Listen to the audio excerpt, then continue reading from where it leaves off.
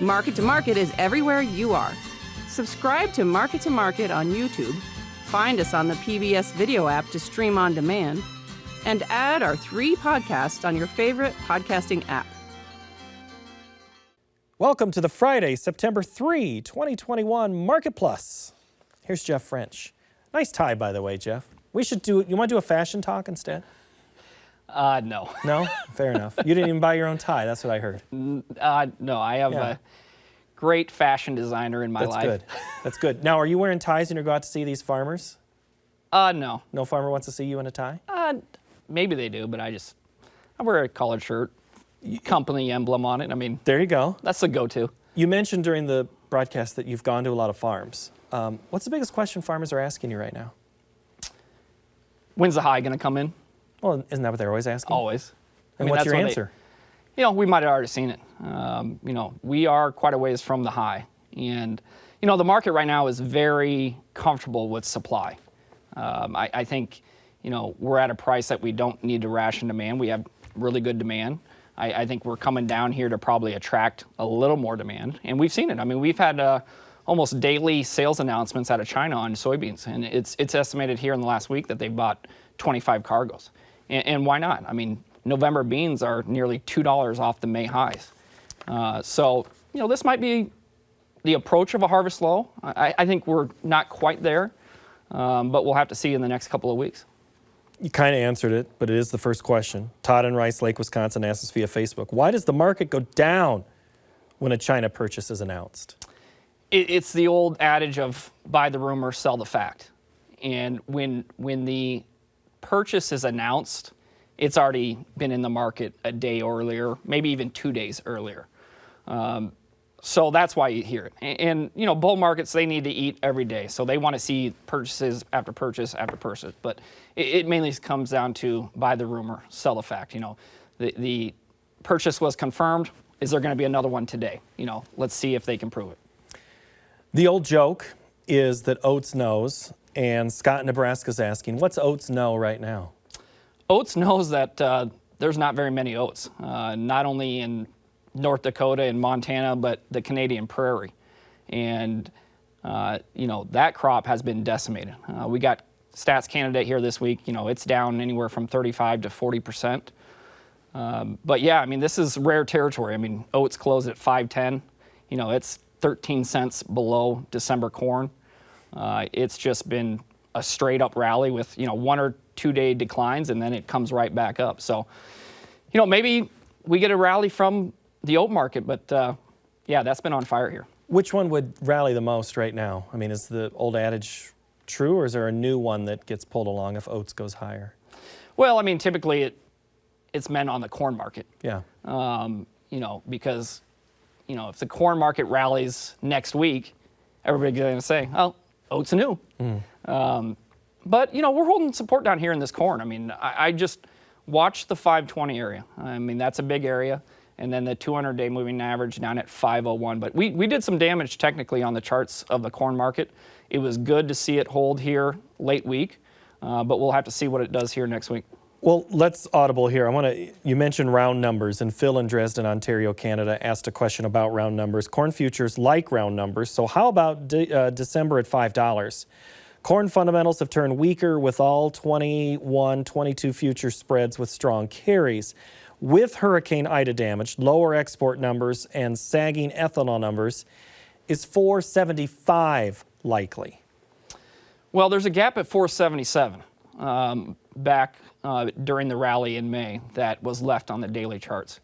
So I think if you take out 501, you will turn these funds into sellers. I mean, they're long 200,000 contracts right now. That's probably after selling anywhere from 30 to 40,000 contracts this week alone on the 30-cent decline. So we'll see. I mean, you're going to attract demand at those prices, though, because that's $1.65 off the May high. We still have very strong fundamentals, stocks-to-use ratio at multi-year lows. So I think if we go down there, you're going to attract really good demand. But, again, I said it in the main show, I'm fearful of the harvest pressure this year because I've just talked to so many producers that have zero sold. And I'm not saying, I mean, it is, they said it's zero, and it surprised me. We'll give you a chance to hit that topic again, but we do need to bring up something that you just discussed. Brian in David City, Nebraska is asking us, is harvest low, ? We still have a short supply. He's asking, is it time to buy calls? You know, I have no problem with it. I mean, we've had a good sell-off. We found some support. 520 is good support.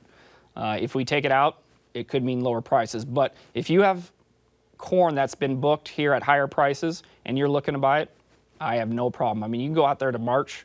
You know, I think a 570 call is under 20 cents a bushel. I mean, you're re-owning that for the next 6 months. And who knows what can happen. I mean, it's going to depend on what brings down in South America. And that La Nina, you know, that's getting a lot of attention. So we'll just have to see, you know, what comes with the South American weather. What comes with the South American weather? I wonder what Kevin in Missouri is asking about, and he's asking about La Nina. When will the market notice the upcoming La Nina weather event? Well, when it turns hot and dry. I mean, that's going to be the number one thing. In South America, or? Yeah, southern Brazil and northern Argentina. I mean, that's what the market anticipates where it's going to hit. So there's no room to be dry down there. I mean, they've had a very dry year. Now, we've caught some rains here. They're in their winter right now, and they've had a little bit of rain, but they're coming into this growing season relatively dry compared to years past. So the market will be very sensitive to that. Naomi Bloom sat in that chair last week and said, what if South America has a big crop? What if the rains fall? They're planting a lot of acres. What's that do for us here? They are going to plant a lot of acres. Brazil alone is going to increase acreage by 6%. They're anticipated to plant 99 million acres of beans next year. That is a lot of beans. And absolutely, I mean, they could have a good crop. And that means China will buy from Brazil.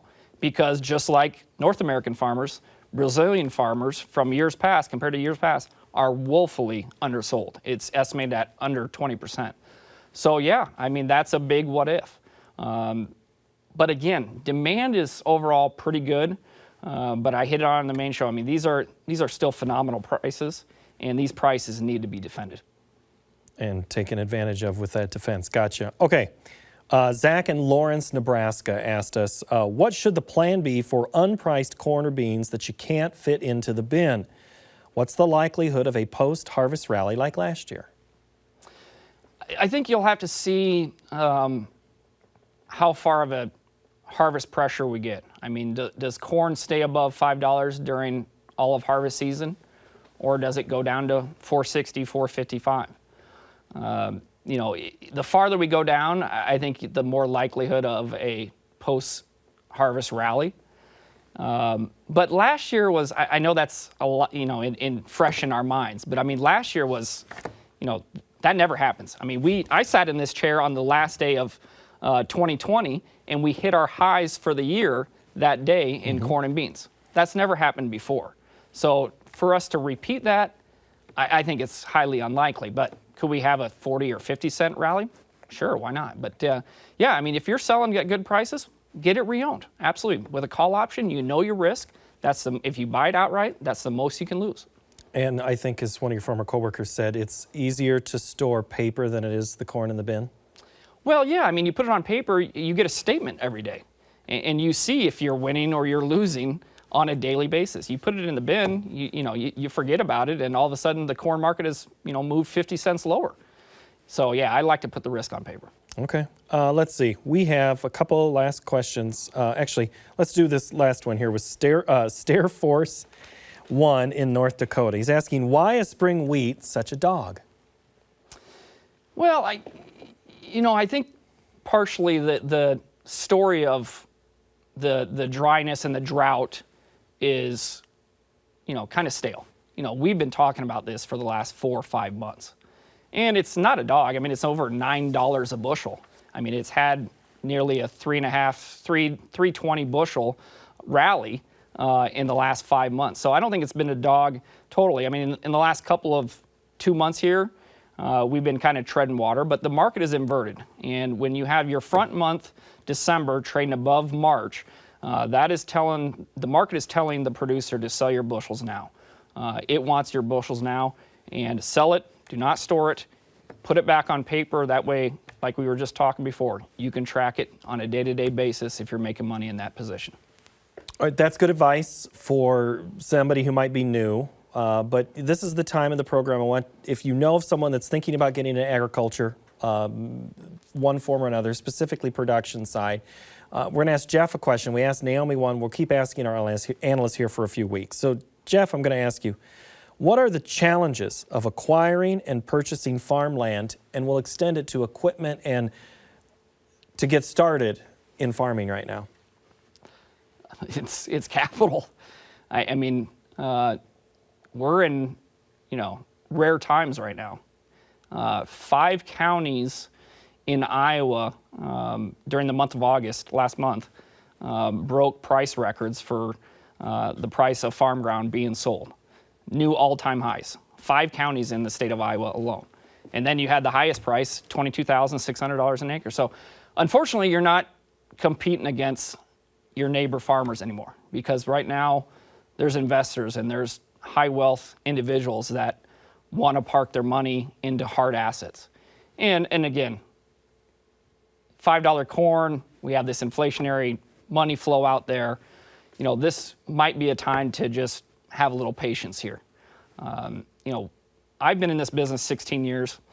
We've had $5 corn 3 times in my career. And in each of those times, $5 corn, within 18 months, corn was right back below the cost of production. Is it going to happen this time? I have no idea. But 3 for 3 is a pretty strong trend. And high prices tend to cure high prices. I mean, the world is going to respond to these prices. I mean, they're going to plant it. As long as Mother Nature cooperates, they're going to plant the acres.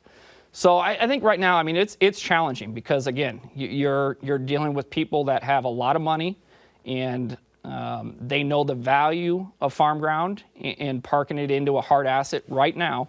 Again, they're not going to be here forever, but I think right now you just have a little patience. But it's a great career, and if you want it, it takes time. Nobody starts out, unless it's given to them, farming 2,000, 3,000 acres. They started with 250 or 300 acres, and it takes decades to get up there. So, if you want it, you got to get it, and it's going to come down to you. All right. Thank you, Jeff. Paul, good thank insight. you. Appreciate it. Thank you. That'll do it for Market Plus. Next week, we are going to look at the transportation troubles that are looming as harvest approaches, and John Roach will join us to analyze the markets. Thanks for watching, and have a great week.